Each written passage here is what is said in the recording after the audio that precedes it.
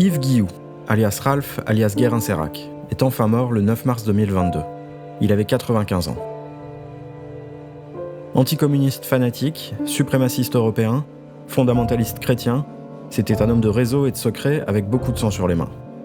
Il a été soldat et agent au service de la France, il a combattu en Corée, en Indochine et en Algérie, mais il est aussi passé par l'OAS et la police secrète portugaise, l'Espagne de Franco et l'une ou l'autre dictature sud-américaine. Il a envoyé des mercenaires lutter contre la décolonisation de l'Afrique et a participé au terrorisme de la stratégie de l'attention en Italie. Explorer sa vie, les époques et les idées qui l'ont forgé, c'est plonger dans les égouts de la guerre froide. Entre idéologie et renseignement, au milieu des réseaux parallèles paramilitaires et sectaires. Et on découvre alors une tripotée de fascistes, profitant d'une période faste et internationale pour une fachosphère terroriste, faite d'alliances avec des services et des capitalistes fanatisés à la contre-révolution. Et aujourd'hui, au moment où partout des réactionnaires se proposent d'offrir un dernier souffle à un capitalisme suicidaire, y voir clair dans tout ça pourrait malheureusement nous être utile. Alors bienvenue dans ce portrait du terroriste français Yves Guilloux et de son monde, intitulé « Agent Occident ». 5e épisode, 1974-1989. Après 11 années passées à Lisbonne à construire une organisation terroriste transnationale à la solde de groupes fascistes et de services de renseignement occidentaux, Yves Guilloux a retrouvé pour la seconde fois l'exil et une clandestinité toute relative. Nous sommes maintenant en mai 1974 et on ne sait pas où il est. Pour certains, sa piste s'arrête ici, ou se perd en Amérique latine, où on suppose qu'il s'est réfugié juste après la révolution des œillets. Mais en réalité, on va voir que Guilloux n'est pas bien loin, et que la réaction portugaise va encore pouvoir compter sur lui. Plus largement, on va voir que la contre-révolution a encore de nombreux adeptes sur tous les fronts de la guerre froide. On va donc ratisser large et faire quelques sautes temporelles. Mais ça va aussi nous permettre de nous pencher sur l'un des moteurs de cet affrontement, les États-Unis et leur agence source d'horreur et de fantasmes, la CIA. Une agence qui donne une sorte de tempo à cette guerre sale, et qui elle aussi a été influencée par les enseignements français de la DGR. Mais une agence qui cache aussi parfois une forêt de réseaux anticommunistes clandestins, qui ont alors encore 15 ans pour voir leurs méthodes et leurs objectifs pourrir au rythme des années 80. Avant d'avancer et de retrouver la piste d'Yves Guilloux, il faut revenir un instant sur ce qu'il a abandonné dans ses bureaux de Lisbonne. Regardez bien ces photos. Il y a dans ces dossiers empilés tout ce que les militaires portugais du MFA, qui viennent alors de prendre le pouvoir au Portugal, ont retrouvé chez Aginterpress. Une masse d'informations considérable et d'une valeur inestimable. On voit aussi des journalistes, ici italiens, invités par les militaires portugais. C'est parce qu'ils ont pu consulter une partie de tout ça qu'on en sait autant aujourd'hui. Seulement, quelques jours à peine après leur arrivée, une alerte va retentir, peut-être dans un service de renseignement étranger. Et un agent va être dépêché sur place pour s'assurer qu'on en sache au final bien peu sur la structure montée par Yves Guilloux. Regardez bien ces photos, parce que la majeure partie des documents que vous voyez ici a tout simplement disparu. On accuse comme toujours la CIA, mais aussi le SDEC, même si en réalité, on ne sait pas qui a fait le coup. Tout ce qu'on sait, c'est donc que 50 ans après Aginterpress, le brouillard persiste. Seule consolation, pour Yves Guilloux, il est trop tard. Son existence et sa structure sont révélées, et à partir d'ici, c'est aussi, voire surtout de journalistes qu'il va devoir se cacher. Parmi eux, il y a notamment Frédéric Laurent, l'auteur du documentaire L'Orchestre Noir qui nous a plongé en Italie dans l'épisode précédent. C'est sur son livre éponyme paru en 1978 qu'on va maintenant se baser pour retrouver Guilloux après son court exil qui prend fin dès novembre 1974. Il est alors déjà de retour en Europe, à Paris d'abord, où il assiste à une réunion des contre-révolutionnaires portugais, qui avec le soutien des ultras de la police secrète, de banquiers, d'industriels et de colons, sont en train de monter une organisation clandestine. Après cette rencontre parisienne, Guilloux en devient le directeur technique et le responsable des opérations psychologiques. Mais avant de débuter les hostilités, il profite d'être en France pour participer à une autre réunion, les 28 et 29 décembre 1974, à Lyon cette fois. C'est un sommet néofasciste organisé par le Nouvel Ordre Européen, l'organisation racialiste issue de la seconde mouture de l'Internationale noire. Le MSE et le NOE, qui après leur fondation en 1951 n'étaient pas parvenus à fédérer toutes les nuances du fascisme européen, se sont lancés après les troubles de 1968 dans de nouvelles tentatives de centralisation. Mais rien n'y fait et rien ne sort de ce genre de sommet, sauf une coopération renforcée entre les groupes terroristes d'extrême droite. Guilloux, alors clandestin, ménage ses arrières. Avant de le voir œuvrer au Portugal, il faut faire un bref retour en arrière sur la révolution des œillets. En avril 1974, ce sont donc les militaires de gauche du mouvement des forces armées qui ont pris le pouvoir. En plus de la démocratisation de la société, les militaires s'avèrent aussi favorables à l'indépendance rapide des colonies. Et ça n'est pas du tout au goût du général Spinola, le personnage sans envergure que le MFA a placé à la tête d'un comité de salut public pour rassurer la droite. Alors dès septembre 1974, Spinola tente un coup d'État. Mais c'est raté, et le MFA continue son virage à gauche, pendant qu'une partie de la droite entre donc dans la clandestinité et inaugure en janvier 1975 l'ELP, l'armée de libération du Portugal, dont fait donc maintenant partie Yves Guilloux, qui se fait désormais appeler Morgan. Dès sa fondation, l'ELP implante des centres d'entraînement sur les terres de riches propriétaires le long de la frontière espagnole. Elle recrute alors parmi les colons portugais qui rentrent d'Afrique ou parmi les Portugais réfugiés en Espagne depuis la Révolution des œillets. Mais elle peut aussi compter sur un paquet de résidus issus de l'international noir. Et avec Spinola, tout ce petit monde va alors se lancer dans la préparation d'un nouveau coup d'État prévu pour le mois de mars 1975. Heureusement, ce sera encore raté, notamment parce que l'état-major de l'ELP, dont Yves Guilloux est un de ses lieutenants, l'américain Jay Selby, dit Castor, ont été repérés et surveillés par les militaires portugais lors d'une réunion préparatoire organisée le 15 février à Salamanque. Mais cette seconde tentative va logiquement pousser une partie du MFA encore plus à gauche, ce qui va en retour pousser l'ELP à se lancer dans ce que Guilloux fait de mieux, le terrorisme, sélectif cette fois. Du printemps 75 à avril 76, c'est pas moins de 310 attentats à la bombe qui vont cibler les organisations de gauche portugaises, et particulièrement le Parti communiste fraîchement légalisé. Mais l'ELP, c'est aussi des dizaines de feux de forêt, de braquages et de passages à tabac. Des actions qui surviennent surtout au nord du pays, où les contre-révolutionnaires bénéficient du soutien de l'Église, mais aussi des Américains, qui n'ont pas vu venir la révolution des œillets et tentent maintenant de rattraper le coup en dépêchant sur place une de leurs meilleures crapules, nommé ambassadeur à Lisbonne, un futur numéro 2 de la CIA, Frank Carlucci.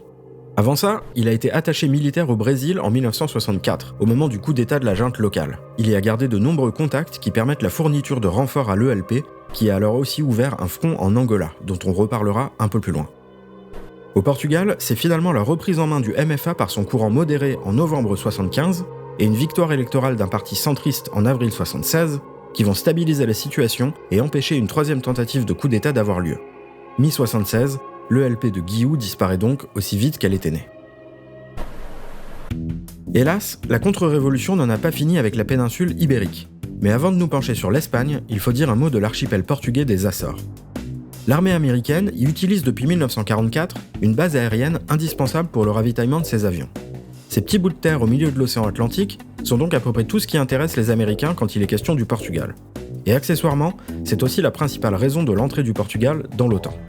Alors quand le MFA va décider de renégocier les conditions d'utilisation de cette base, les Américains vont trouver d'autres interlocuteurs.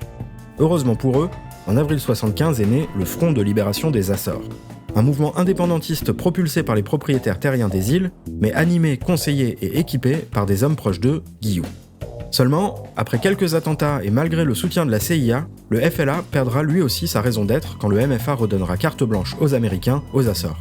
On peut donc revenir sur le continent où les mauvaises nouvelles s'enchaînent pour les fascistes.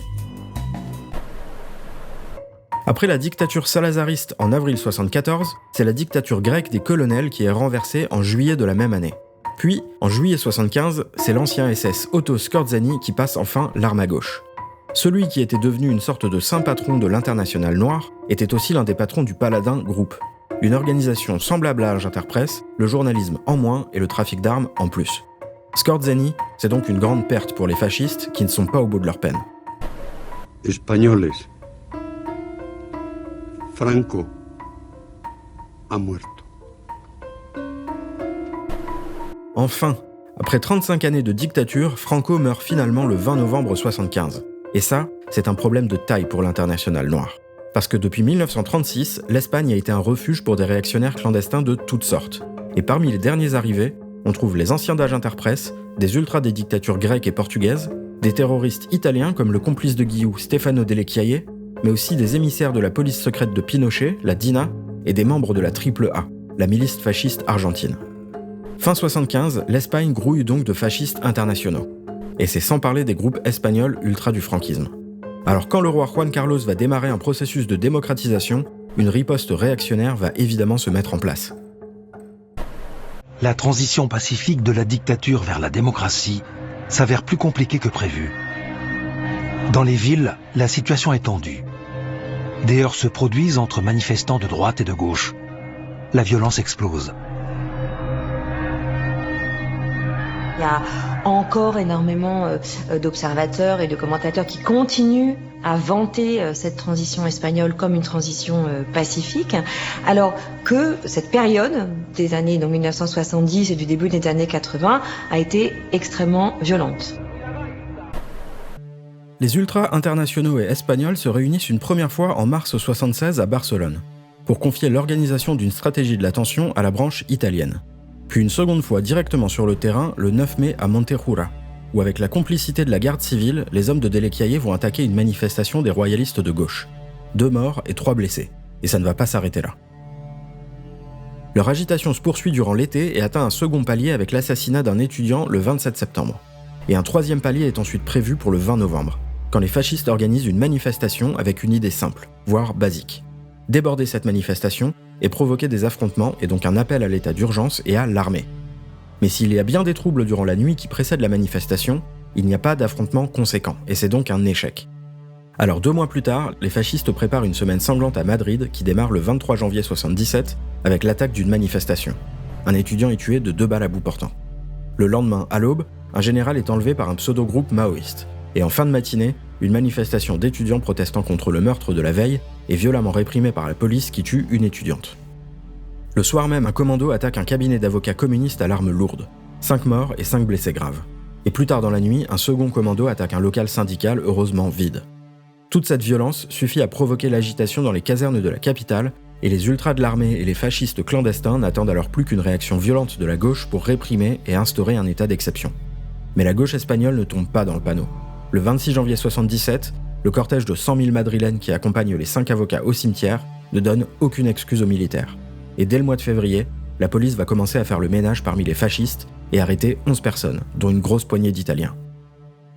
La contre-révolution espagnole est freinée, mais les militaires repenseront à un putsch l'année suivante et s'y essayeront même le 23 février 1981. Les putschistes sont menés par Antonio Terrero, un haut commandant de la garde civile, et soutenus par des partisans du franquisme.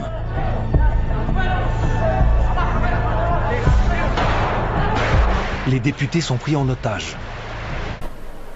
Alors qu'ils sont soupçonnés d'avoir participé au massacre de Madrid, Guillou et Delecaille se sont évidemment fait la malle avant le coup de filet de février 1977. C'est que eux et d'autres portions de leur réseau donnent aussi depuis quelque temps des coups de main aux renseignements espagnols dans la lutte qu'ils mènent contre le mouvement indépendantiste basque. Alors les 2 terroristes vont simplement s'éloigner et directement rebondir sur un autre front de la guerre froide. Mais pour pouvoir les suivre et avancer, il faut d'abord qu'on fasse 3 bonds en arrière. D'abord, est-ce que vous vous souvenez du soldat de l'opposition algérienne ? L'organisation montée avec le soutien du SDEC en 1973 et qu'on a mentionné dans l'épisode précédent. Et bien après 9 attentats menés durant toute l'année 1975 contre les intérêts algériens à travers l'Europe, un commando s'est carrément rendu à Alger fin décembre 1975 pour y faire sauter les locaux du journal El Moudjahid. Dans ce commando arrêté quelques jours plus tard, on retrouve Castor, le lieutenant de Guillou issu d'Aginterpresse, de l'ELP et de la lutte anti-basque, mais aussi un ancien de l'OAS recruté par Guillou pour le Biafra. Et surtout, un Algérien qui dira avoir été recruté par le SDEC et avoir été formé aux explosifs à Madrid par un certain Jean Laurent, un nom derrière lequel se cache en réalité Yves Guillou. Les 3 terroristes seront condamnés à mort en Algérie et ce fiasco marquera la fin du SOA, mais pas la fin de la collaboration entre Guillou et le fondateur de ce groupe, un certain Mouloud Kawan. Au printemps 1976, alors que l'ELP disparaissait et que la contre-révolution espagnole se préparait, Guillou et Kawan montaient l'Organisation de l'Afrique libre, une structure basée à Madrid qui devait lier des dizaines de mouvements d'opposition de pays africains alors dirigés par la gauche. Mais derrière cette façade de coopération internationale, il y a surtout une liste de pays clients, où Guillou compte envoyer des mercenaires. Fin janvier 1977, alors que la semaine sanglante espagnole a échoué, Guillou peut donc rebondir et directement devenir le conseiller militaire de l'OAL, et gérer depuis Lisbonne l'Institut d'aide aux réfugiés d'Angola. C'est via cette structure qu'il envoie donc cette année-là des mercenaires dans l'ancien fleuron de la colonisation portugaise. Et c'est là qu'il faut faire notre second bond en arrière. Africa, 1975. The last colonial empire was dying, and the people of Angola reached for freedom. Fresh hunting grounds for the Cold War superpowers. The dismantling of this 400-year-old empire cut by half the territory ruled by whites and brought in new black governments determined to smash white supremacy in the rest of southern Africa. La lutte contre cet empire finissant a vu émerger en Angola à partir de 1956 trois mouvements indépendantistes. Le MPLA communiste de Neto et les anticommunistes FNLA et UNITA dirigés par Roberto et Savimbi. Les Portugais et Agenter Press avaient évidemment alimenté ces divisions. Alors quand la date de l'indépendance est enfin fixée au mois de novembre 1975, ces mouvements ne parviennent pas à s'entendre. Et c'est une guerre civile qui éclate et devient immédiatement un conflit régional et un nouveau front de la guerre froide. Au printemps 1975, le MPLA, qui est conseillé par Cuba et soutenu en matériel par l'URSS, domine le FNLA et UNITA, soutenu par la CIA et par de bons amis de l'Occident, le Zaïre de Mobutu et l'Afrique du Sud de l'apartheid. Des mercenaires entrent alors en scène pour lutter contre le MPLA, et on y retrouve donc également un contingent envoyé par l'ELP de Guillou. The administration fell back on the CIA. It secretly provided money for Roberto and Savimbi to recruit mercenaries from Africa, America, and Europe. We did kill when we had no particular reason to. We tortured to achieve information that they probably didn't have, and this was not captured enemy soldiers. These were probably just local civilians. Mais les mercenaires ont beau torturer, à la fin de l'été 75, c'est bien le MPLA qui contrôle seul la capitale et la majeure partie du littoral. L'Afrique du Sud, qui occupe alors illégalement la Namibie, craint qu'un Angola aux mains de la gauche et du MPLA apporte un soutien à la lutte contre l'apartheid. Elle veut donc voir l'UNITA au pouvoir avant l'indépendance de novembre et entre donc dans la guerre en octobre 1975, en envoyant ses colonnes vers Luanda. Mobutu's troops were close to Luanda. The South Africans had penetrated over 1,000 kilometers. They were close to Luanda. Cuba envoie alors des centaines puis des milliers d'hommes pour sauver le MPLA et mettre une raclée à l'Afrique du Sud. Et ça marche. The MPLA could not be dislodged, and with America still standing on the sidelines, the Marxist army finally forced the South Africans to withdraw. Alors là, normalement vous vous dites, il y a des milliers de communistes cubains en liberté en Angola et les Américains restent en retrait ? Eh bien oui, plus ou moins. La CIA a bien soutenu le FNLA toute l'année 75, mais pas assez. Et de 1976 à 1984, cette guerre civile se fera à peu près sans elle. Et pour comprendre pourquoi, il faut faire notre troisième bond en arrière. En fait, à ce moment de l'histoire, on est aux 2/3 de la guerre froide. Et la population américaine est en train de découvrir ce que sont les méthodes de la CIA. Après plusieurs scandales au début des années 70 qui ont révélé les programmes de surveillance domestique de l'agence, et après le Watergate en 74 où la CIA était également impliquée, le Sénat et la Chambre ont lancé début 75 2 commissions d'enquête qui ne tardent pas à révéler l'ampleur des opérations clandestines américaines et surtout leur nature. Alors, il faut parfois se méfier quand on parle de la CIA parce que certains la mettent à toutes les sauces, mais pas quand les informations sortent directement de commissions parlementaires.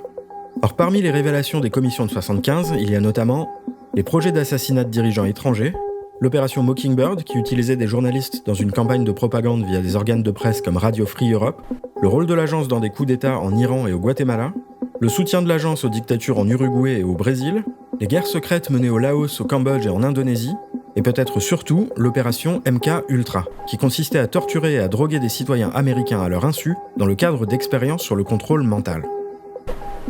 As this 1952 CIA memo says, the aim is controlling an individual to the point where he will do our bidding against his will, and even against such fundamental laws of nature as self-preservation. Il faudrait une série complète pour vous parler de la dérive totale du renseignement américain. Mais on peut conclure ici avec une citation de James Jesus Angleton, un recycleur de fascistes en Italie, longtemps resté en charge des opérations clandestines de la CIA. Sur son lit de mort, il déclarait « Les pères fondateurs des services secrets américains étaient des menteurs. Outre leur duplicité, la seule chose qu'ils avaient en commun était leur soif de pouvoir absolu.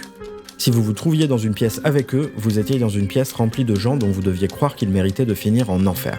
Je suppose que je les y reverrai bientôt. »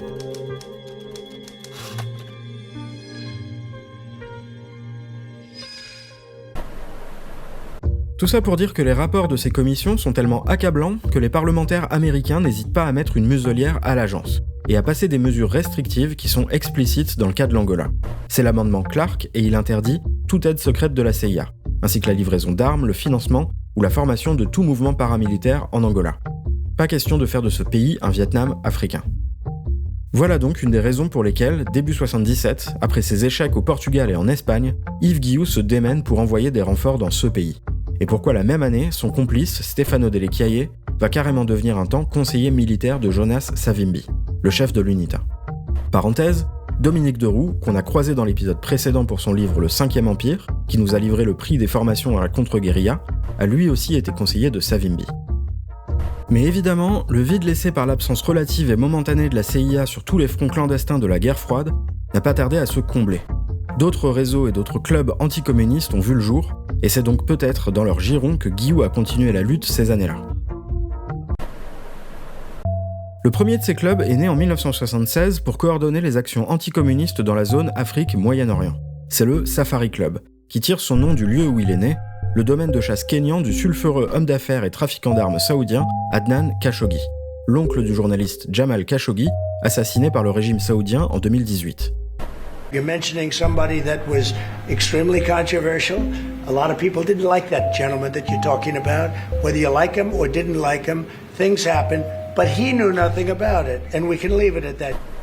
Le Safari Club est une alliance entre les renseignements français, saoudiens, marocains, égyptiens et iraniens, qui entretient des liens privilégiés avec les services israéliens et sud-africains, mais surtout américains.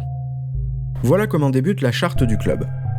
Les événements récents en Angola et dans d'autres régions d'Afrique ont démontré le rôle du continent en tant que théâtre de guerre révolutionnaire, provoqué et mené par l'Union soviétique, qui utilise des individus et des organisations sympathisants ou contrôlés par l'idéologie marxiste. Le ton est donné, d'autant que c'est le patron du SDEC de l'époque, le comte Alexandre de Maranche, qui semble être à l'origine de ce club. Cet aristo est acquis à certains principes de la DGR, et alors que De Gaulle avait pris ses distances avec l'OTAN et mis entre parenthèses le Stay Behind français, c'est de Maranche qui l'a réactivé en 1970 sous le nom de plan Parsifal, en étant, paraît-il, beaucoup moins regardant sur le profil des recrues. Pour ce qui est du financement du club, c'est l'Arabie Saoudite, qui ne sait pas quoi faire de ses dollars depuis le premier choc pétrolier de 1973, qui va apporter le gros des fonds, mais aussi l'architecture financière capable de garantir leur opacité, via la BCCI, une banque disposant de filiales aux îles Caïmans et au Luxembourg, et dont le patron du renseignement saoudien était alors actionnaire. Le déclin de la banque a commencé en 1988, lorsque des officiers de l'agence américaine de lutte antidrogue ont arrêté 7 cadres de la BCCI soupçonnés de blanchiment d'argent pour le cartel de Medellín, par le biais d'une filiale située à Tampa, en Floride. On a découvert par la suite que la BCCI contrôlait en sous-main la FAB, la plus grande banque de Washington. En juillet 1991, une commission de contrôleurs a fait saisir la banque lors d'une opération coup de poing internationale, la première de l'histoire bancaire. Quelques semaines après la saisie, les inspecteurs ont découvert qu'au moins 14 milliards de dollars avaient disparu ou étaient irrécupérables. There are indications that some of the reluctance to prosecute this bank stem from the favors it did for intelligence services everywhere. Cette banque va être à partir de 1976 de tous les mauvais coups, mais il faudrait là encore une série complète pour vous en parler. Si on revient plutôt aux opérations du club, eh bien on en sait malheureusement assez peu. On sait qu'il a coordonné l'envoi de troupes en soutien à Mobutu en 1977 et 1978, et l'envoi d'armes à la Somalie qui s'opposait les mêmes années à l'Éthiopie. Il est aussi crédité pour sa diplomatie parallèle ayant mené au traité de paix entre l'Égypte et Israël en 1979, et on lui prête des objectifs plus économiques liés à des intérêts miniers en Afrique du Sud. Et c'est tout. On sait donc qu'Yves Guilloux et le Safari Club ont un temps partagé leurs objectifs et le théâtre de guerre africain. Mais on ne sait pas s'ils ont pu directement coopérer ou non.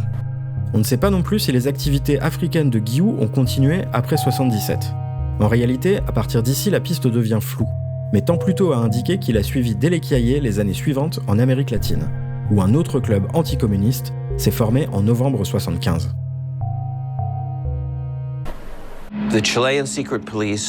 Le chef des services secrets chiliens a invité ses homologues de 5 pays, le Brésil, la Bolivie, l'Argentine, l'Uruguay et le Paraguay, à venir discrètement à Santiago pour une réunion inaugurale.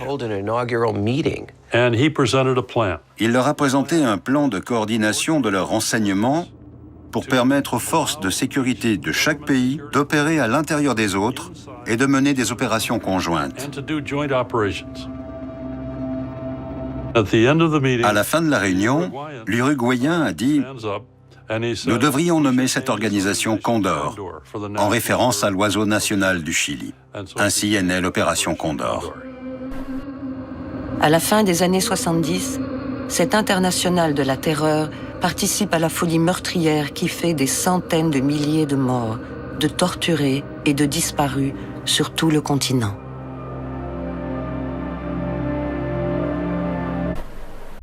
L'opération Condor est en général assez connue, mais l'origine de la doctrine des juntes sud-américaines et de leurs services de renseignement réunis dans ce club anticommuniste l'est beaucoup moins. Elle tient pourtant en 3 lettres que vous connaissez et qui signifient contrôle des populations, quadrillage des territoires, pouvoir de police aux officiers militaires, guerre psychologique et donc surtout terreur, torture et escadron de la mort. Le transfert vers l'Amérique du Sud de cette horreur made in France commence par une collaboration militaire à proprement parler entre la France et l'Argentine, qui démarre en 1957 avec l'envoi d'officiers argentins à l'école de guerre de Paris pour des stages aboutissant à 1 mois de pratique en Algérie. Ici, j'ai beaucoup appris. Avec le sang, on apprend beaucoup. Cette collaboration continue ensuite en 1959 avec l'envoi de conseillers militaires français en Argentine qui dispenseront des cours de contre-insurrection durant près de 20 ans. L'influence des Français culmine en 1961 avec l'organisation à Buenos Aires du premier cours interaméricain de guerre contre-révolutionnaire auquel participent 14 pays. Son directeur n'est autre que López Ofranc, qui en a confié l'encadrement aux militaires français. Il y avait des officiers de tout le continent ? Oui, de tout le continent américain nord et sud, y compris des États-Unis. Tous les officiers étaient réunis dans notre école de guerre. C'est moi qui ai dirigé le cours. C'est vrai que les États-Unis étaient jaloux ? Oui, les États-Unis voulaient que les Français s'en aillent. Ils voyaient d'un mauvais œil le rôle des Français. Mais les Américains ne connaissaient rien à la guerre révolutionnaire. Ils apprenaient en même temps que nous. Évidemment, les Américains ne vont pas tarder à vouloir remédier à cette situation. Et les Français, bons joueurs, vont leur envoyer un personnage qu'on aurait préféré ne plus croiser. Un pilier du service action du SDEC, ancien trafiquant d'opium en Indochine et chef d'escadron de la mort en Algérie. 1961. Le commandant Ossarès est nommé auprès de l'attaché militaire de l'ambassade de France à Washington, dont dépendent 10 officiers de liaison.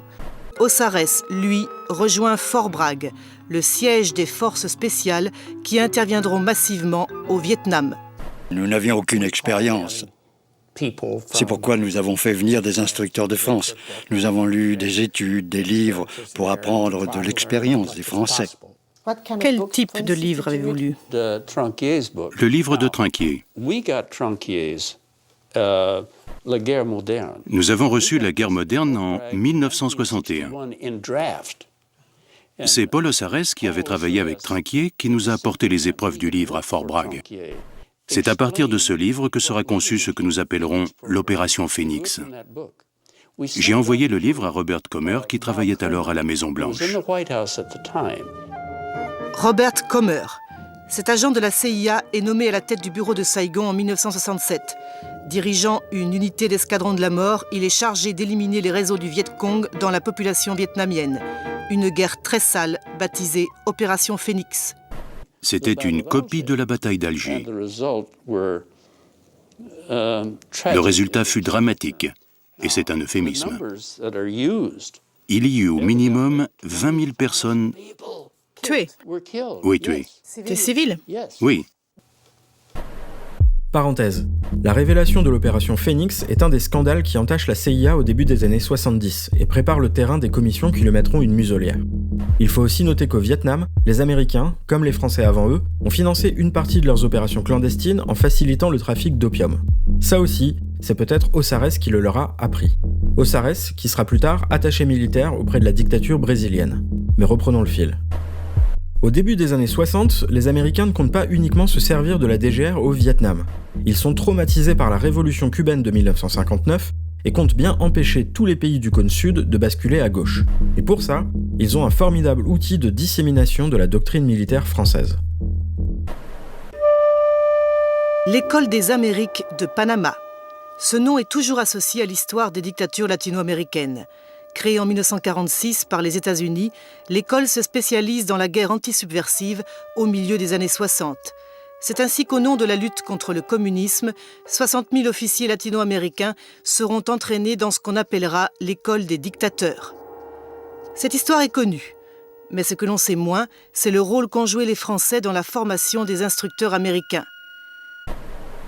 À partir de là, tout est prêt pour les décennies noires qui vont voir se succéder les coups d'État et les régimes ultra-réactionnaires de toutes sortes, qui s'ajoutent alors à d'autres régimes autoritaires déjà mis en place ou soutenus par les Américains dans les années 50, comme au Nicaragua, au Paraguay ou au Guatemala. Alors évidemment, quand Guillou, spécialiste français de la DGR, se tourne une première fois vers l'Amérique du Sud à partir de 1969, les clients pour Agenter Press ne manquent pas, et on sait qu'il y a à son tour envoyé ses hommes et son savoir-faire. Mais il faut en fait attendre le début et le milieu des années 70 pour que le renversement de la démocratie au sud du continent soit total. Et les inspirations françaises menant à ce naufrage sont explicites dans le régime de Pinochet qui prend le pouvoir au Chili en 1973 et dans le putsch argentin de 1976. Le modèle argentin, la bataille d'Alger. Tous les généraux de la junte sont des élèves des Français. Parmi eux, le général Bignone. C'est lui qui a rédigé les décrets militaires instaurant la dictature. Si vous comparez les décrets militaires de la dictature avec ce qu'ont fait les Français en Algérie, quelles sont les ressemblances ? Je dirais que c'est une copie, il n'y a pas de différence. Ce sont les Français qui ont guidé la doctrine et les décrets militaires que nous avons appliqués ici. Entouré de ses gardes du corps et de son équipe médicale, l'homme de confiance de Pinochet parle d'emblée de ses références françaises.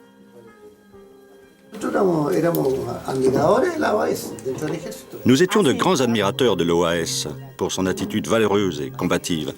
Pour nous, c'était vraiment un modèle. Est-ce que vous avez connu le général Ossarès ? Pas personnellement, mais il a entraîné des officiers chiliens au Brésil.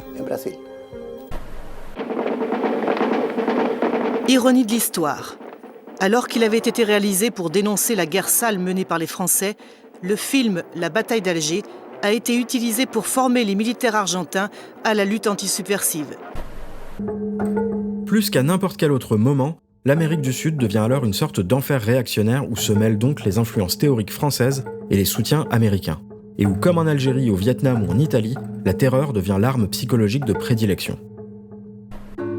Naturellement, des réseaux fondamentalistes chrétiens locaux vont à leur tour légitimer la torture et les pires exactions contre toutes les tendances de la gauche.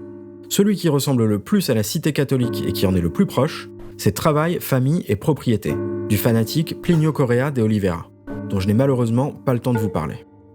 Seule ombre au tableau, à partir de fin 75, tous ces monstres ne peuvent donc plus compter sur la CIA, muselés par les parlementaires qui viennent alors aussi de découvrir le rôle de l'agence dans le coup d'État de Pinochet. Ce tableau posé, on imagine qu'Yves Guilloux, qui débarque à la fin des années 70, n'a donc aucun mal à trouver sa place dans ce merdier. Mais quelle place ? Eh bien, on ne sait pas, mais on a des pistes, et la première, c'est donc celle de l'opération Condor. C'est peut-être l'un des aspects les plus secrets de Condor. La DINA a créé un bras international pour ses activités extérieures, composé d'un groupe d'Européens. Parmi eux, il y a des Italiens, dirigés par le terroriste et fasciste Stefano Della Chiae. À ce groupe de terroristes italiens s'ajoute le célèbre terroriste français Albert Spaggiari, un ancien de l'OAS. En fait, l'opération Condor, c'est une organisation qui coordonne les services de renseignement des dictatures d'Amérique latine avec un bras armé parallèle qui s'appuie sur l'international noir, composé des principaux groupes terroristes européens. Guillou a donc peut-être été formateur pour ce bras armé parallèle qui a servi à assassiner les opposants aux dictatures latine-américaines à travers le monde et particulièrement en Europe. Et après ça, il a peut-être encore suivi Stefano Della Chiae. C'est la seconde piste, puisque lui a retrouvé à la fin des années 70 en Bolivie un autre résidu de l'international noir, première mouture, le nazi Klaus Barbie. Responsable en France de la déportation de centaines de personnes et de l'assassinat du résistant Jean Moulin, mais recyclé après-guerre et réfugié depuis en Amérique latine. In 1948, I was a special agent with CIC, that's our counterintelligence corps in occupied Germany. I was assigned to handle a network of German informants. Among them was Klaus Barbie. I reported this to my superiors and they told me to keep nice and quiet He's still valuable. When he's no longer valuable, we'll turn him over to the French. I thought that I was going to get a promotion when I told them about Barbie, and they told me to keep quiet.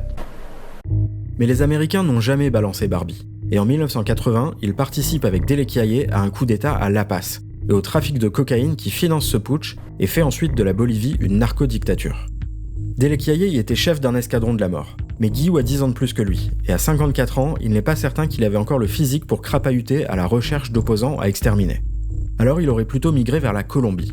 C'est la troisième piste, sortie plus tard de la bouche d'un mercenaire, qui a confié au journaliste Frédéric Laurent que l'ancien patron d'Age Interpresse était un temps devenu conseiller de forces paramilitaires colombiennes. Des milices nées au tournant des années 80 pour lutter contre la guérilla marxiste des FARC. Elles étaient mises en place par des propriétaires terriens, mais aussi financées par des trafiquants de cocaïne. Eux aussi cibles des attaques des FARC. Contre le communisme et pour la coke donc. Voilà comment semble se terminer la vie de violence d'Yves Guillou. Puisqu'après ça, plus rien. Ou presque. Évidemment, il reste beaucoup à dire sur le personnage. Seulement à partir d'ici, la majorité des informations dont on dispose sont sorties après sa mort, et concernent une facette plus spirituelle et occulte de sa vie. On va donc garder tout ça pour le prochain épisode, parce que pour en finir ici, il faut encore qu'on parle des années 80, et de ce que deviennent les réseaux, méthodes et objectifs des anticommunistes clandestins. Et surtout, qu'on esquisse la fin de la guerre froide.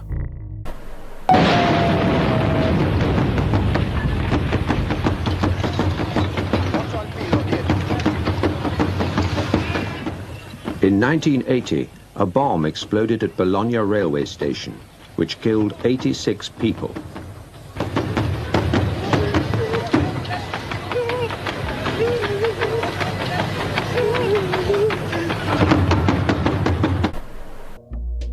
Nous voilà donc de retour en Italie, où le 2 août 1980 à Bologne, le pays connaît le pire attentat de son histoire.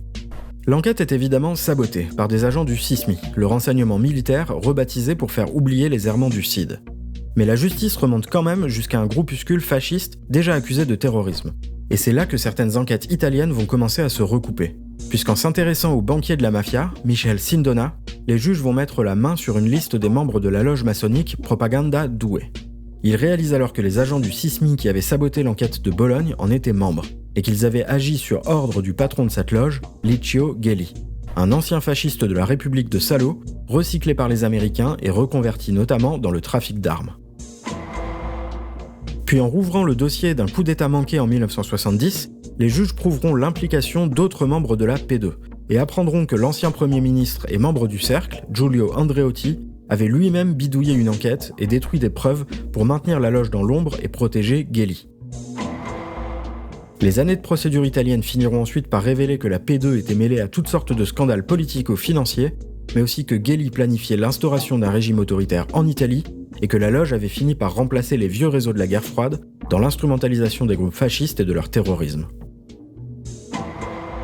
Contre le communisme et pour la corruption donc. Mais continuons notre tour d'Europe. Der ganze Eingang hier, der Boden blutüberströmt, Schuhe liegen herum, Kopftücher, Trachtentücher, es ist schrecklich. À Munich, le 26 septembre 1980, une bombe explose à 22h19 devant l'entrée principale de la fête de la bière. Nous sommes vendredi soir. Plus de 200 000 visiteurs se pressent autour des attractions. C'est l'attentat le plus sanglant de l'après-guerre en Allemagne. 13 morts et 211 blessés, dont certains grièvement atteints. L'explosion a été si puissante qu'elle a tué et blessé des gens dans un rayon de 50 mètres. L'enquête sur l'attentat de Munich sera elle aussi sabotée. Pour vous donner une idée, alors que la justice découvre rapidement que l'auteur appartenait à un groupe paramilitaire néo-nazi qui disposait de liens avec l'Internationale noire, la version officielle affirmera longtemps qu'il s'agissait d'un acte commis par un déséquilibré, sans objectif politique. Pour l'explosif utilisé, on soupçonne qu'il provenait d'une immense cache d'armes retrouvée par hasard et dont le propriétaire était lié au même groupe néo-nazi. Vu le type de matériel retrouvé, on soupçonne que la cache était destinée au Stay Behind allemand. Seulement son propriétaire finira suicidé en prison avant de pouvoir parler, et jamais les explosifs de l'attentat ne seront comparés à ceux retrouvés. Sur l'implication du Stay Behind allemand, on en reste donc au stade de la spéculation. Mais pour le mobile et la nature de l'attentat, les conclusions définitives de l'enquête sortie en 2020 ont finalement reconnu qu'il s'agissait bien d'un acte terroriste d'extrême droite qui visait à influencer les élections de 1980 en faveur du candidat conservateur. L'attentat de la fête de la bière, 10 jours avant les élections du 5 octobre, exacerbe les esprits. Pourrait-on exploiter politiquement l'événement ? Pour Franz Josef Strauss, cela semble tout de suite évident. L'attentat est l'œuvre des terroristes de gauche. Une semaine plus tard, il se présente pour devenir chancelier. La campagne électorale de 1980 est dominée par le thème de la sécurité. Il faut être prudent ici. Rien ne prouve que Strauss ou les conservateurs aient commandité ou même souhaité l'attentat de Munich. Ce qu'on sait en revanche, c'est qu'en 1967, Guillou avait envoyé un agent rencontrer le secrétaire de Strauss pour lui proposer les services d'agent-interpresse, et qu'à son retour, l'agent indiquait dans son rapport à propos de ce secrétaire « Dynamique, sympathique, l'esprit vif, je pense qu'il est de formation nazie, et l'est profondément ». On sait donc à minima qu'en 67, Strauss, ministre des Finances, patron du Parti chrétien de Bavière et ancien ministre de la Défense, avait des fréquentations particulières. Seulement on sait aussi, grâce à un article de Der Spiegel, que les nazis n'étaient pas les seuls à vouloir influencer les élections de 1980 en sa faveur. En 1982, l'hebdomadaire a publié des notes du patron du renseignement intérieur bavarois, Hans Langemann, qui décrivait à l'époque une opération d'influence baptisée Victory for Strauss, faite de propagande, de relais médiatiques internationaux et de panique anticommuniste.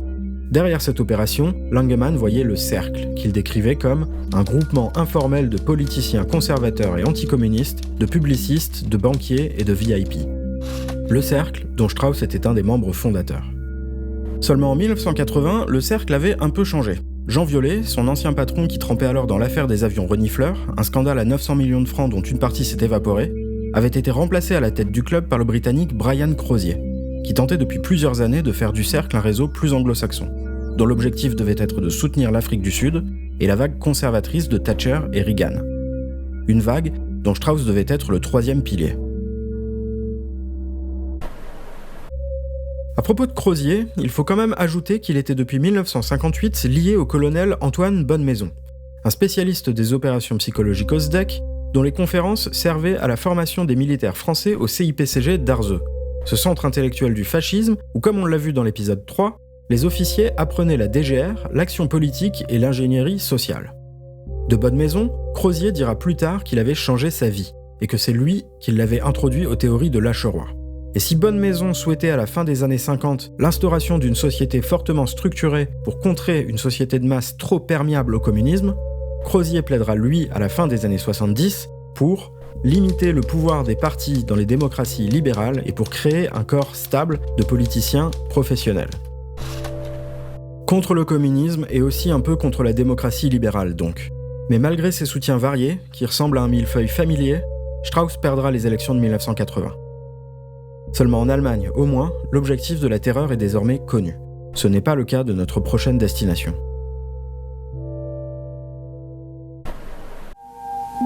"30 years of innocence and peace in Belgium were shattered in the early 1980s. Citizens with no expectations of violence were murdered while shopping. No one knew who, no one knew why."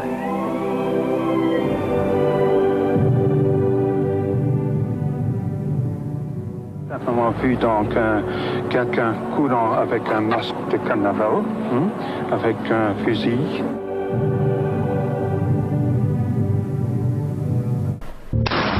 Des masques, comme au carnaval. Mais c'est bien l'odeur du sang, le bruit des armes, le goût de la peur qui envahissent le pays au milieu des années 80. Entre 1982 et 1985, la Belgique plonge dans un cauchemar. En 2 vagues distinctes qui cumulent près d'une vingtaine d'attaques, ceux qu'on appelle rapidement les tueurs du Brabant organisent d'abord une série de braquages trop violents pour de simples voleurs, puis carrément des raids contre des supermarchés aux heures de pointe. Pour des butins dérisoires, ils exécutent femmes et enfants sans la moindre hésitation. Le tout avec des armes et des méthodes qui rappellent au choix les forces spéciales ou les escadrons de la mort. Bilan, 28 morts et 22 blessés. L'enquête, elle, vire immédiatement au fiasco. Tant et si bien qu'aujourd'hui encore, l'instruction reste vaguement ouverte sans qu'aucun des tueurs n'ait été formellement identifié, ni qu'aucun mobile n'ait été retenu. Alors tout ce qu'il reste, ce sont des pistes explorées par la justice et les journalistes belges, et vous allez voir qu'il y a pas mal d'éléments qui rapprochent ces événements de ceux dont on a parlé en Italie et en Allemagne.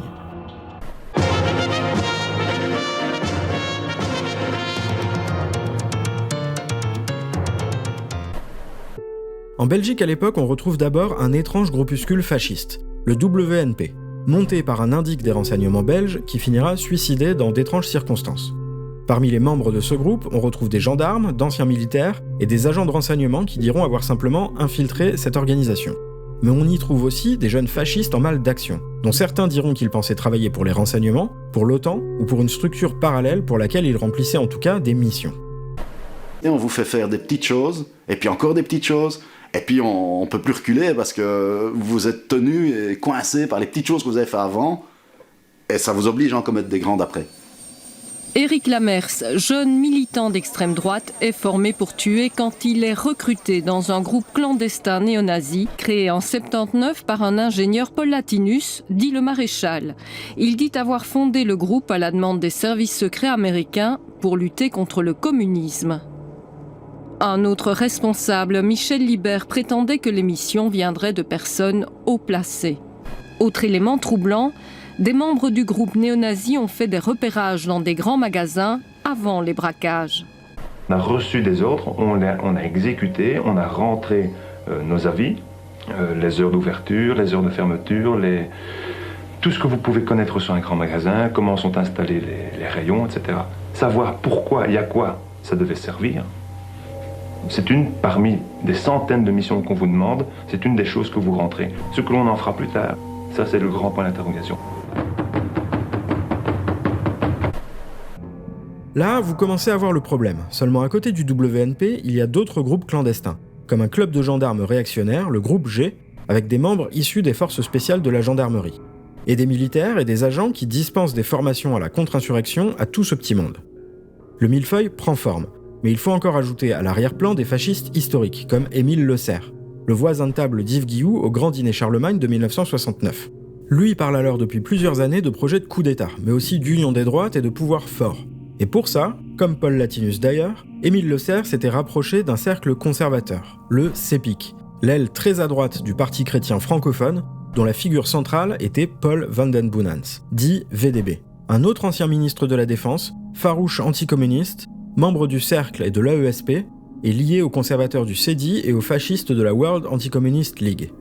Mais si Leclerc et Latinus tentaient de se rapprocher de VDB, c'est aussi parce que quelques années plus tôt, alors ministre de la Défense, VDB avait été très proche du PIO, une officine qui, sous ce nom euphémisé, cachait une structure placée sous la houlette du renseignement militaire belge, qui devait diffuser la propagande anti-subversive dans l'armée, mais aussi mener des actions de sabotage et d'infiltration, faisant du PIO un point de liaison entre les militaires, les gendarmes et les fascistes les plus déterminés à agir contre la subversion communiste.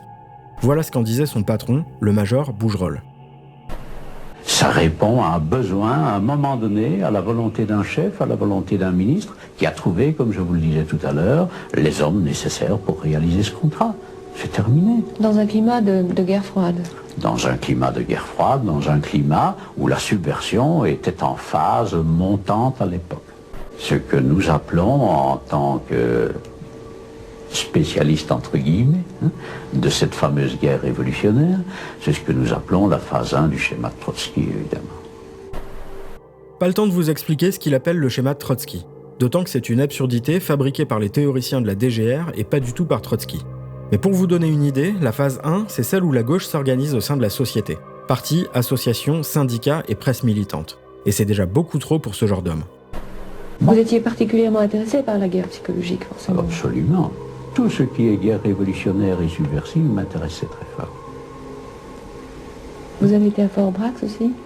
Je suis passé à Fort-Brax, oui. On retrouve donc en Belgique pas mal d'acteurs familiers acquis à la doctrine française. Mais il faut encore ajouter à cette galerie le stay behind belge, puisque le WNP n'en est qu'un clone. Et une couche faite d'anciens gendarmes proches du grand banditisme et du trafic d'armes est reconvertie dans la sécurité et le renseignement privé. Et surtout, cerise sur le millefeuille, il faut encore ajouter Yves Guilloux, puisqu'il aurait, au milieu des attaques des tueurs du Brabant, signifié aux autorités belges que les tueries s'arrêteraient si les bases de l'OTAN établies en Belgique pouvaient y rester. Une information livrée en 1998 par un magistrat belge à un homologue italien est relatée en 2020 par le journaliste Philippe Engels. Une information dont honnêtement je ne sais pas quoi faire d'autre que simplement la poser sur cet immense merdier. Puisque tout ce qu'on sait de Guillou à cette époque, c'est qu'il est soit encore en Amérique latine, soit déjà de retour à Madrid où on sait que sa femme décédera en 87. Après ce panorama, vous comprenez pourquoi certaines pistes des enquêteurs belges tournent autour d'une stratégie de l'attention ou d'assassinat ciblé lié à un système de racket ou de trafic d'armes. Mais aussi autour d'un moyen de pression utilisé par les Américains qui voulaient à l'époque installer des ogives nucléaires dans les bases belges de l'OTAN, ou d'une démonstration de la faiblesse de la gendarmerie pour pousser l'État à renforcer ses moyens. Sauf qu'il n'y a donc aucune conclusion officielle. Je vais donc vous donner la mienne et elle tient en 2 propositions. D'abord, toutes ces pistes sont les bonnes. Il n'y a pas un mobile aux tueries du Brabant, mais plusieurs. Souvenez-vous de l'Italie. The strategy of tension was a complex phenomenon in which the various figures operating didn't have the same objectives. Voilà pourquoi il semble y avoir eu plusieurs équipes de tueurs utilisant les mêmes armes et les mêmes véhicules. Pourquoi les principaux suspects sont issus de la gendarmerie et du grand banditisme. Pourquoi certains fascistes pensaient travailler pour l'OTAN et d'autres pour une structure parallèle au sein de l'État. Et pourquoi certaines victimes ressemblaient plus à des cibles. Parce qu'il y a plusieurs groupes et plusieurs mobiles liés dans un empilement de réseaux clandestins. Ma seconde hypothèse, celle qui rend cet empilement possible, c'est celle du pourrissement. Puisque partout les réseaux clandestins anticommunistes ont pourri. Et d'abord parce qu'ils se sont multipliés. En réalité, en avançant dans la guerre froide, on est passé de quelques structures parallèles aux objectifs clairs à un enchevêtrement de réseaux aux objectifs opaques. Si bien que les réseaux des personnages qu'on a croisés en suivant Yves Guillou jusqu'ici ne représentent en fait qu'une fraction de l'ensemble. Mais tout a aussi pourri parce que ces réseaux se sont peu à peu privatisés, remplaçant le soutien américain ou les fonds publics par des caisses noires, des trafics et des deals avec des industriels ou avec le crime organisé. Et surtout, tout a pourri parce que ces réseaux ont remplacé une menace concrète au lendemain de la Seconde Guerre mondiale par des délires paranoïaques permettant de recruter des fascistes crédules, mais couvrant mal des objectifs inavouables. Dans ce contexte, si on revient aux révélations d'Andreotti qui ont mis en lumière le réseau Gladio en 1990, on comprend qu'elles sont en réalité ce que les Américains appellent un limited hangout, un morceau de vérité, un arbre qui doit cacher une forêt où se croisent bien d'autres magouilles et coups tordus de la guerre froide clandestine européenne. Pour être clair, mon propos n'est pas de réhabiliter les stay behind. Dans certains pays, ces réseaux ont bien été impliqués clandestinement dans les luttes politiques nationales. Mais ces structures ont été clonées, encore et encore. Tant et si bien que jamais les mots stay behind ou Gladio ne suffiront à recouvrir la forêt de réseaux qui ont mené de la pire des manières la guerre froide en Europe. Ça donne des merdiers où le nombre important d'acteurs et d'intérêts parfois divergents mais coagulants transforme des soi-disant opérations anticommunistes en affaires politico-financières et en scandales judiciaires d'une opacité déconcertante. Et ça, c'est en fait d'une certaine manière un trait commun de la fin de la guerre froide, puisqu'on retrouve les mêmes empilements de merde ailleurs sur le globe, comme au Nicaragua à la même époque dans l'affaire Iran-Contra. Un immense scandale de trafic d'armes, de mercenaires et de cocaïne que je n'ai pas le temps de vous expliquer, mais dont vous voyez les réseaux et structures impliqués défiler à l'écran. Et d'une manière peut-être encore plus tragique, c'est un autre merdier de ce type qui va durant les années 80 permettre à l'Occident de remporter en Afghanistan les fronts militaires et clandestins de la guerre froide. Et là, il faut qu'on résume. US National Security Advisor Brzezinski flew to Pakistan to set about rallying resistance. He wanted to arm the Mujahideen without revealing America's role. We know of their deep belief in God, and we are confident that their struggle will succeed. Because your cause is right, and God is on your side. The purpose of coordinating with the Pakistanis would be to make the Soviets bleed for as much and as long as is possible. Opération Cyclone, c'est le nom du programme de la CIA qui devait armer, financer et entraîner les Moudjahidines afghans contre l'armée rouge entrée en Afghanistan en 1979. Derrière ce nom, il y a donc une idée simple, attirer les soviétiques dans leur propre Vietnam pour qu'ils s'y épuisent, et le faire en soutenant les maquis et leurs chefs de guerre afghans, et l'envoi en renfort de fondamentalistes non plus catholiques comme Guillou, mais musulmans comme Ben Laden, pour faire la guerre au communisme. Pour ça, toutes sortes de réseaux parallèles ont été activés dans ce qui est l'opération clandestine la plus longue et la plus chère de l'histoire. Là-bas, les Saoudiens diffusaient l'idéologie wahhabite, les Iraniens soutenaient les maquis chiites, les Français et les Anglais soutenaient le maquis de Massoud, et les Américains et les Pakistanais soutenaient entre autres le maquis d'Hekmatyar, l'un des plus gros dealers d'opium de la région. Et pendant que les Saoudiens y déversaient des fanatiques religieux devenus encombrants dans leur pays, les Chinois y écoulaient des montagnes d'armes légères, les ONG islamiques y servaient de société écran, Les mercenaires s'y occupaient de formation, les trafiquants d'opium payaient la logistique de la guerre, et les banques offshore blanchissaient l'argent. Tout ça a contribué à faire de l'Afghanistan le premier producteur mondial d'opium et a nourri l'épidémie internationale d'héroïne qui a balayé les jeunesses précaires d'Occident. Mais ça a aussi abouti à l'une des pires guerres civiles de l'histoire et à un nouveau terrorisme international réactionnaire et islamiste qui remplacera un temps le terrorisme aveugle de l'extrême droite.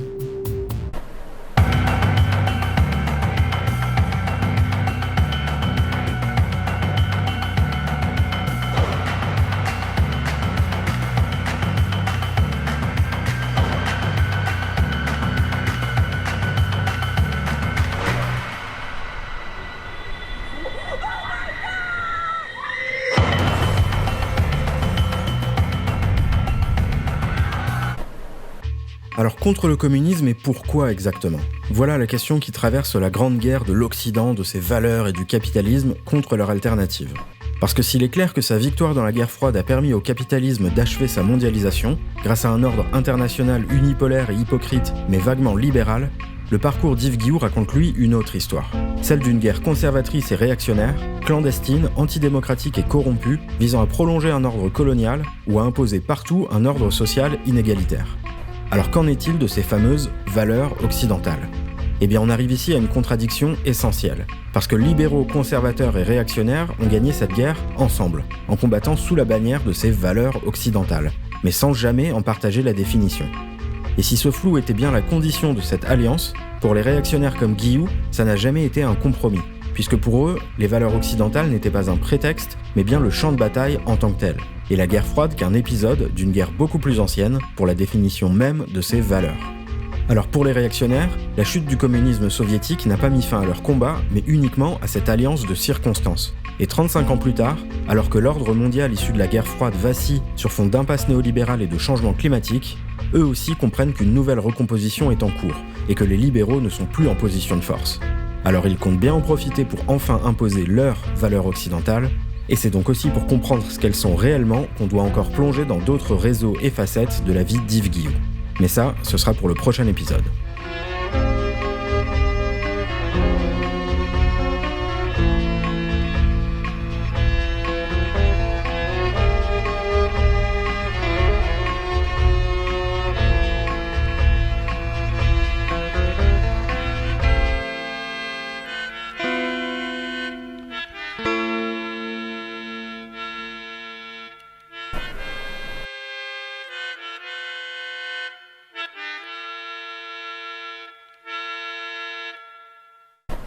This is the scene tonight at the Berlin Wall.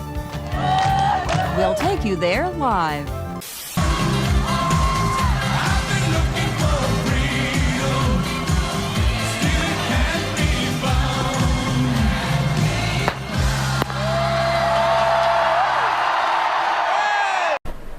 Mais subsiste au cœur de chacun une immense inquiétude. L'automne reviendra, et avec lui des jours plus courts, des nuits plus longues, et aussi des jours d'angoisse et d'inquiétude. C'est à la tombée du jour qu'ils viennent, dit-on, n'est-ce pas? Entre chien et loup. Jamais expression ne fut plus adaptée. Quand reviendront-ils? À l'automne, peut-être. En hiver. Chacun ici est persuadé qu'ils reviendront. Les mystérieux Turfs.